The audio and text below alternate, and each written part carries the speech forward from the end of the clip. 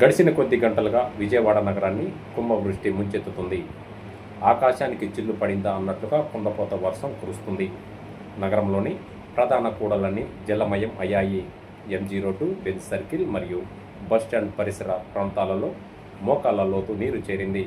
దీంతో వాహనదారులు తీవ్ర ఇబ్బందులు ఎదుర్కొంటున్నారు. లోతట్టు ప్రాంతాలన్నీ చెరువులను తలపిస్తున్నాయి. ట్రాఫిక్ గంటల తరబడి నిలిచిపోవడంతో ప్రయాణికులు అవస్థలు పడుతున్నారు. వర్షం దాటికి కాలువలు పొంగి పొర్లుతున్నాయి.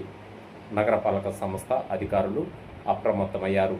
లోతట్టు ప్రాంత ప్రజలను జాగ్రత్తగా ఉండాలని హెచ్చరికలు జారీ చేశారు. విద్యుత్ సరఫరా నిలిపివేత ముందు జాగ్రత్త చర్యగా పలు ప్రాంతాల్లో విద్యుత్ సరఫరాను అధికారులు నిలిపివేశారు. గన్నవరం నుంచి భవానీపురం వరకు ఎడతెరపి లేకుండా వర్షం కురుస్తుంది.